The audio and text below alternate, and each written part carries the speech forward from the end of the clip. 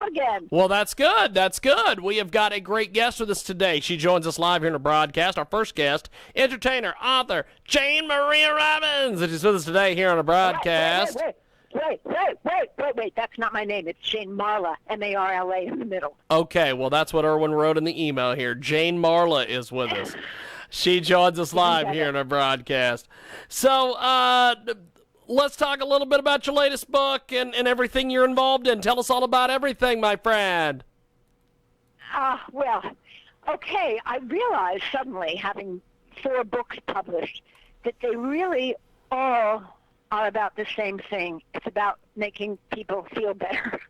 If they're sad, they can pick up my acting techniques for everyday life. If they think they have to go into a meeting and they're nervous and their self-confidence has disappeared, there are acting techniques that actors have used for centuries. And when they've learned that technique, they go out and give their speeches. Made my day, made their day. The other 3 books are books of poetry. And it never occurred to me until the virus came that words were so powerful they could make people feel so much better. Because I wrote a poem because I'm a writer, I'm a poet. And I sent it to someone, and the next thing you know, he had sent it, hundreds of people were reading this poem. And they all said how comforted it made them feel, and even happy, smiling, which, as we know, if we smile, it turns out, our immune system gets this amazing boost, more when we're laughing. But let's face it, a little boost is better than no boost. So I'd be happy to read that poem or tell you yes, about the indeed. other 2 Read it books. for us. Jane, tell us all about it. Read it. We don't want to hear it. Okay. Thank you for making me laugh. Let's hear it for laughter. By the way, the other book is called Poems of the Laughing Buddha, so yes, this should all be about laughter. This is a little more serious. It's called COVID-19. The sun doesn't know there's a coronavirus. He shows up daily, not burning, smiling, warming. If you listen, he tells you he'll be here tomorrow and next week and 1,000 years from now. The mustard flowers on the side of the road, they don't know about it either. It's only early March. This was written in March. A few showers, and still they have rushed out like an army. They only wash their hands of all the panic, and they wait for rain. My neighbor's bougainvillea flowers only know the fuchsia shining of their sunlit faces, mirrors of our own amazing healing light. That's it. Fantastic. Jane Marla with us today. JaneMarlaRobbins.com. Go over there and check it out today. It's JaneMarlaRobbins.com. So tell us about the second book you've got there. You were telling us a little bit about that. Okay, it's called Poems of the Laughing Buddha. A disclaimer, I don't happen to be a Buddhist, but I could worship laughter. So I bought a statue of a laughing Buddha, and I wrote some poems about him, and people are writing me that they're laughing and smiling to read the poems. Well, I mean, they should be. It's called Poems of the Laughing Buddha. And it's interesting, even the other, and there are 2 other books, James. There's Cafe Mimosa in Topanga. When I thought about that and thought about speaking to you today, I thought, well, is that connected in any way? And I realized the book is really about, yes, it's about a cafe here in Topanga Canyon where I live, but the essence of the book and the cafe, and probably part of our healing right now, is about community. People coming together and grateful and happy and comforted to be together. So there's that book. And there's another book. Oh, my God. Have I been prolific? Well, what do they say? Idle hands are the devil's plaything. So here's the other book. Is called Dogs in Topanga. And I'm just going to say a word or 2 about dogs. I'd be happy to read one of those. But also, I just wanted to say there have been so many studies now about how healing dogs are. I happen to have one. Do you? Yes, indeed. You said you've got some poems. Read them for Okay, here comes a poem about dogs. Go get a dog, guys, and feel happier. Okay, here's everybody's favorite. It's called Dogs. Happy. They are naturally happy. They naturally wag their tails and are happy.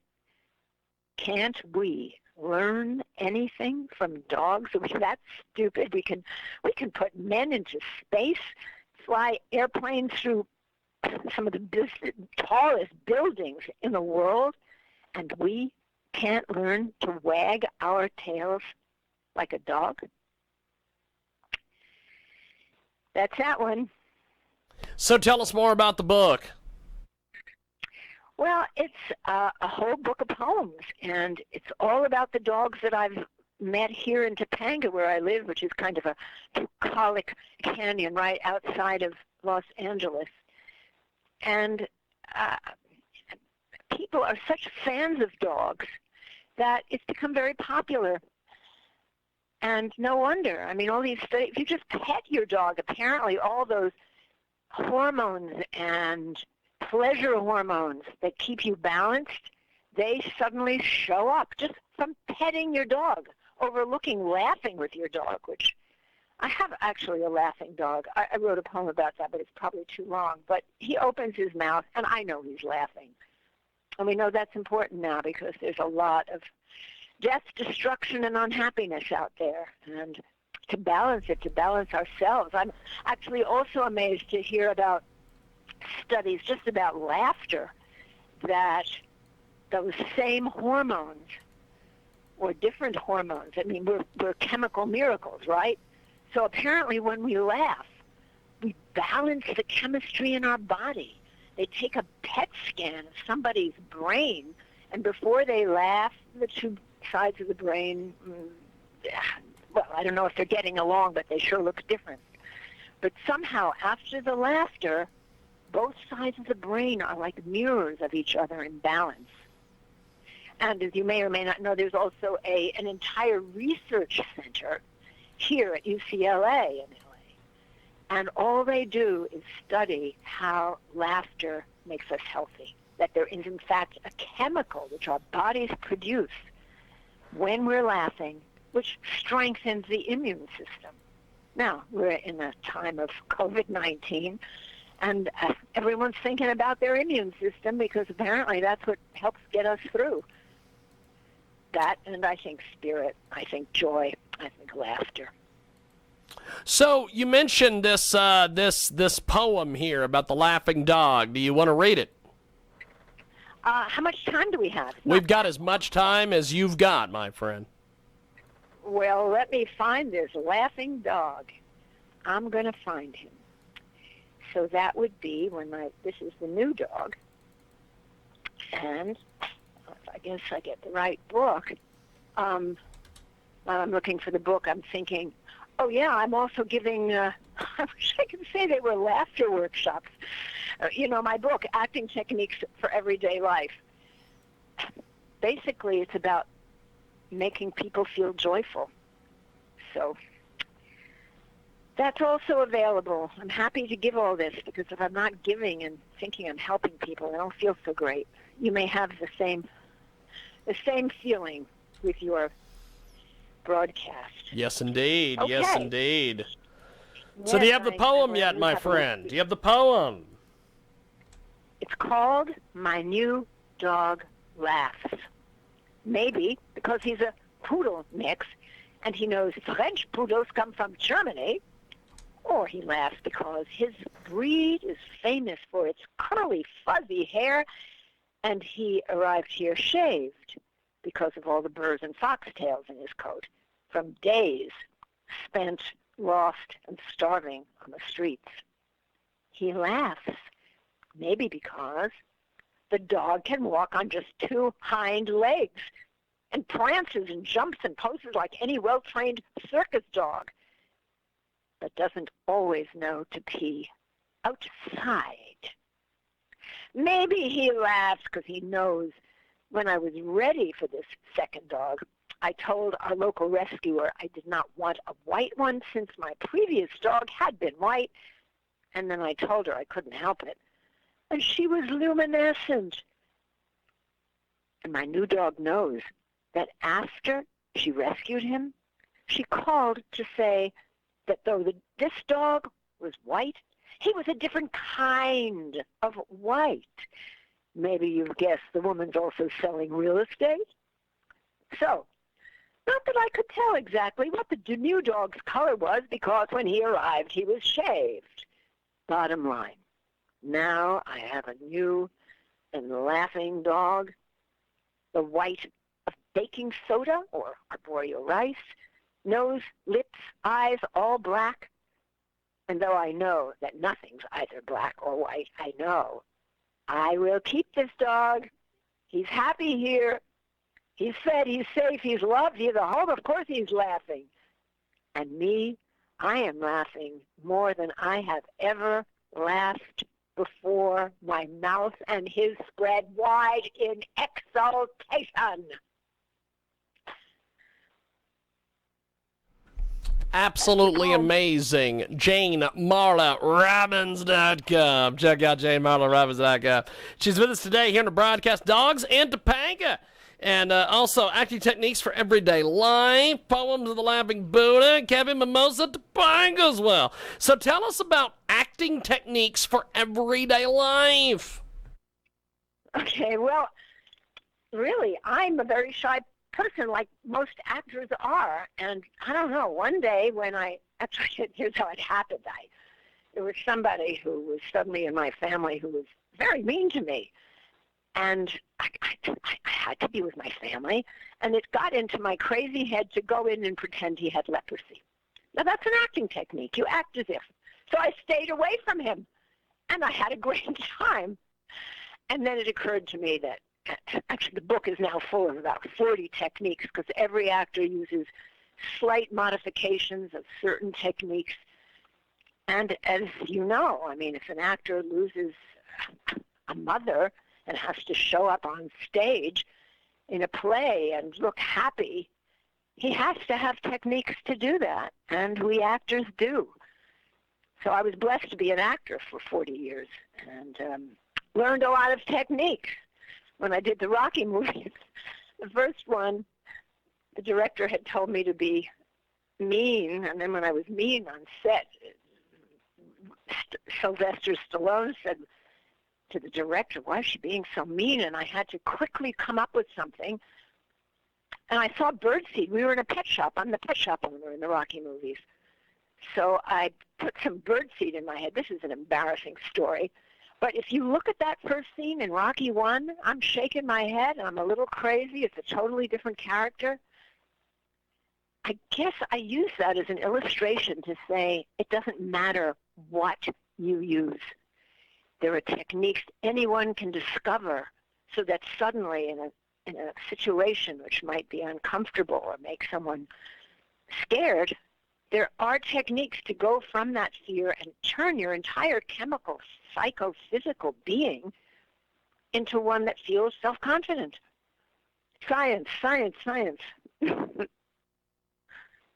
So that's what the book is about. It describes these techniques, and it also, on many of the techniques, I did some research and found out that there were scientific experiments at Harvard, places like that. Well, no, there's no place like Harvard, right? Which actually tested the techniques, although they call them something different.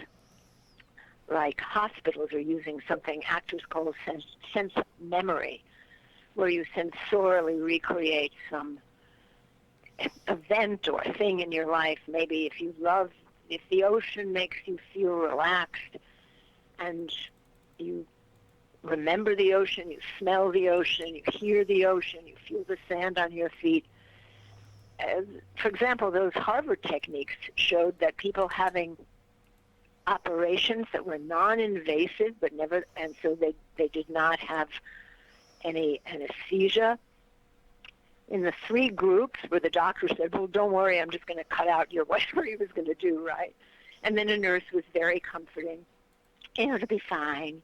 And then the 3rd group was given a sense of memory, maybe of the ocean or whatever would have calmed the person down. And that 3rd group, James, had lower blood pressure. They left the hospital earlier. They needed less pain medication and less anxiety medication. I mean, I find that extraordinary. But there you have it. That's where hospitals are using. So this book, take me through the writing process for Acting Techniques for Everyday Life. Yeah. And the Acting Techniques for Everyday Life book describes about 40 acting techniques. And it not only shows why scientifically they've been proven, but I have for each technique an example of an actor using the technique, and then, a salesman who comes to me for help because he's not making sales. For example, Marilyn Monroe, who I think most of everybody knows by now, was doing a movie with Laurence Olivier, and she was scared. And in that first scene, they were rehearsing, and she was wooden as anything. And she had her acting coach with her, and the acting coach suggested she use that very same technique, sense memory. And the sense memory example she gave to Marilyn, it was not an ocean, it was, imagine you're drinking Coca-Cola, because she knew how that made Marilyn feel. Also, she said, imagine being with your boyfriend, Frank Sinatra. So I'm assuming Marilyn felt the bubbles of the Coca-Cola or a hand of her boyfriend, and she sizzled in that scene. So she found what worked for her. Not everybody wants to sizzle. Sometimes you just want to look intelligent. I've coached a lot of lawyers, and that seems to be what they want. They want to look honest and smart and someone you could trust. And they also need the courage to stand up and fight for their client. So I guess we're all actors one way or another.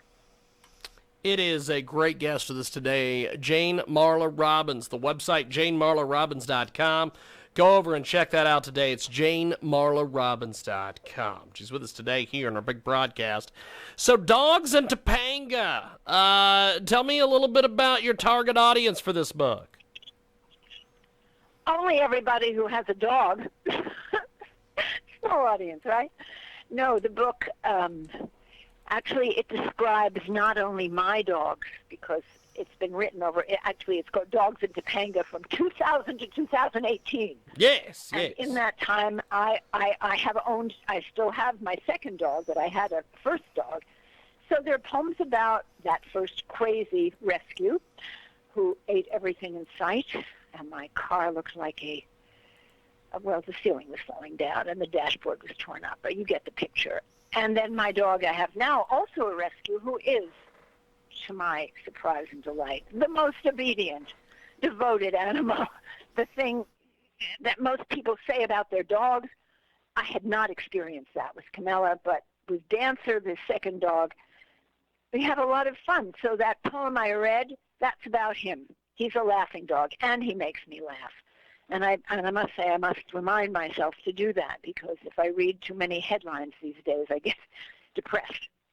And so there are also portraits of other dogs, because dogs, when I first moved here to Topanga, I'm originally from New York, dogs just roamed everywhere. They just walked into the middle of your house if you needed one. Somehow they knew. And so that's what that book is about. And actually, your audience might want to see me reading some of those poems. If they go to my website, the readings of the dog poems are on YouTube. But I think you can just click something on my website, and then you see me reading. Actually, you see me Dogs in Topanga. I'm reading that. And then there's from earlier, the poems of the Laughing Buddha. And then at the Cafe Mimosa, you would see me reading poems of Cafe Mimosa. So there's a menu for you. We have got Jane Marla Robbins with us today. JaneMarlaRobbins.com. Go over right now. JaneMarlaRobbins.com. Poems of a Laughing Buddha. So this book, tell me a little bit about putting this book together. interest. I mean, do you mean writing it or just getting it out there? Just getting it put together, writing it, doing the whole thing. We want to know everything, J. Marla Robbins. Okay, well, there's a catalog that sells books, or did sell books, and they were selling my Acting Techniques for Everyday Life book.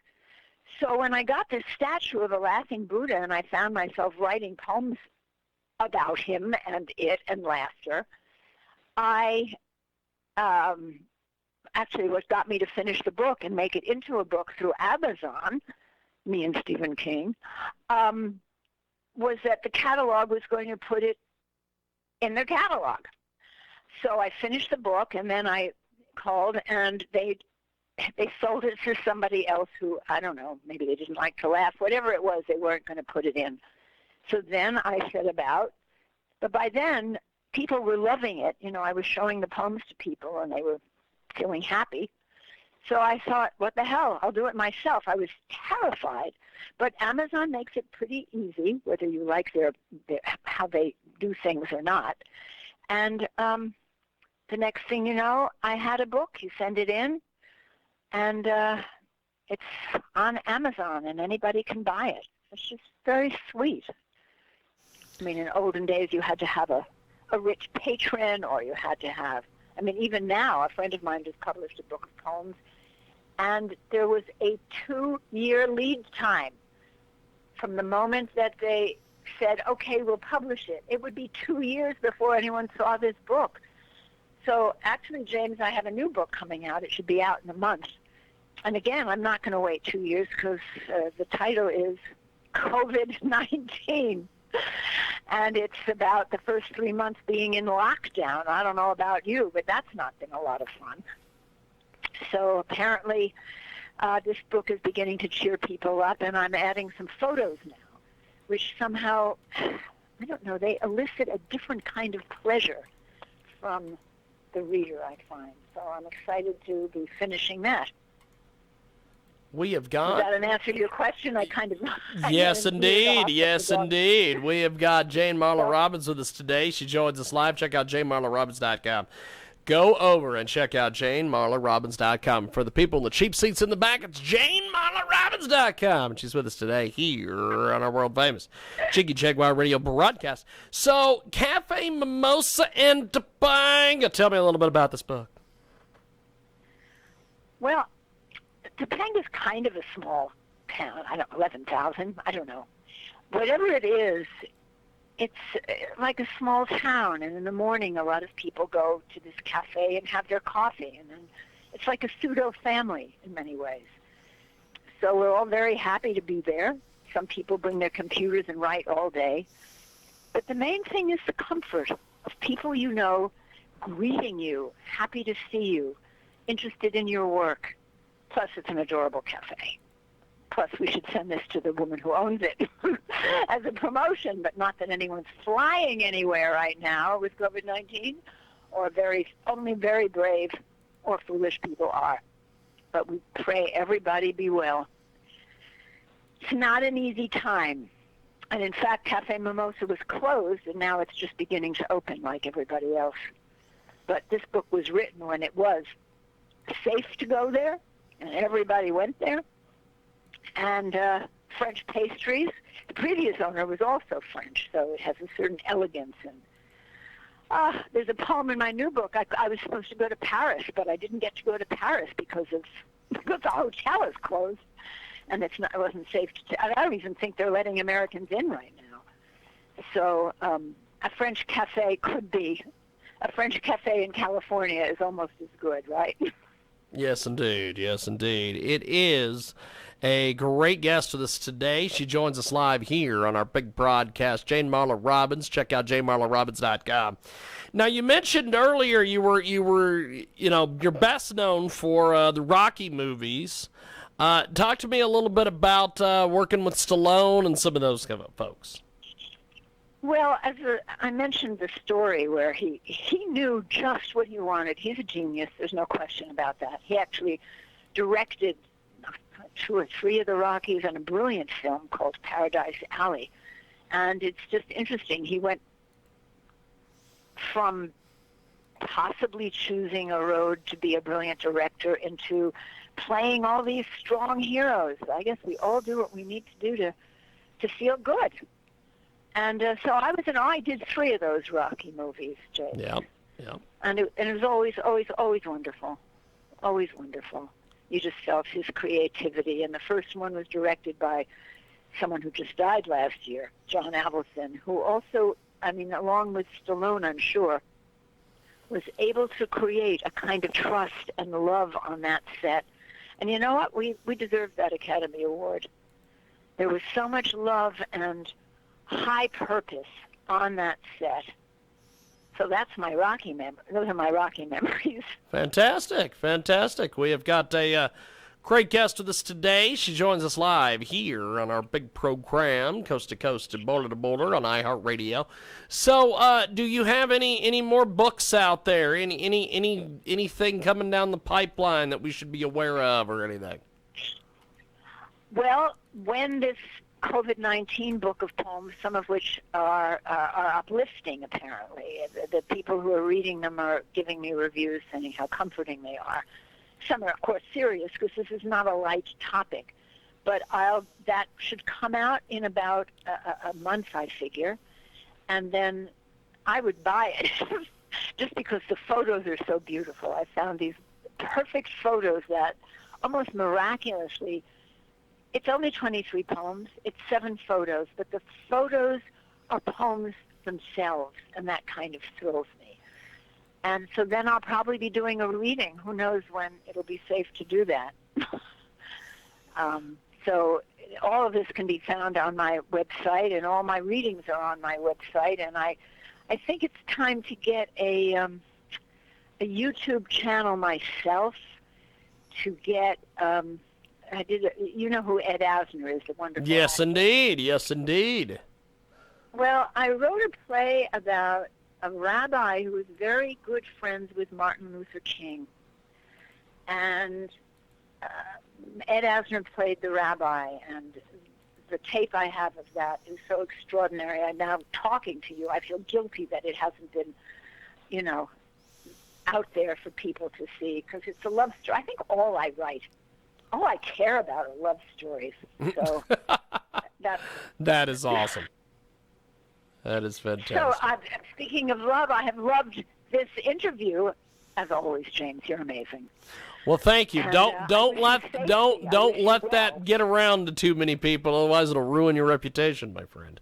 But thank you for being with us. Before we let you go, tell us about your website and everything over there. Okay, JaneMarlaRobbins.com.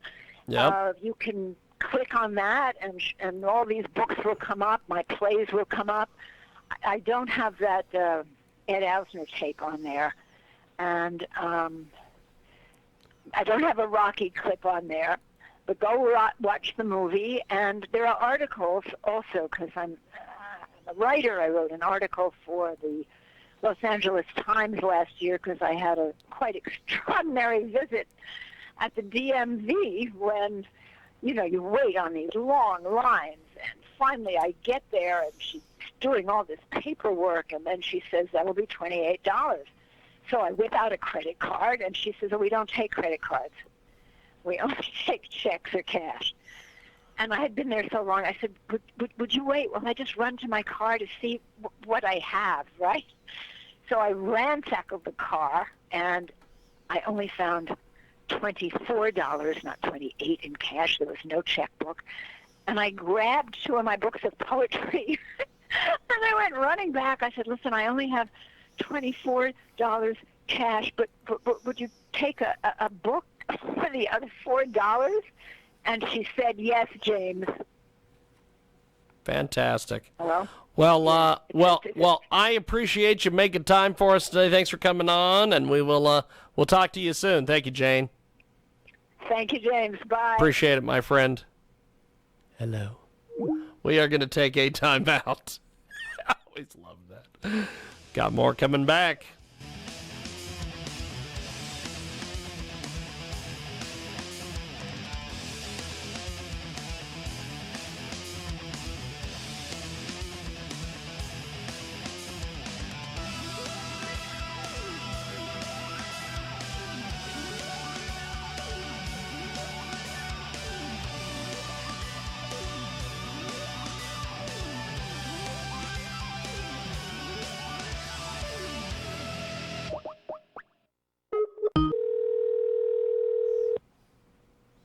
You gotta love Skype. James, And how are you?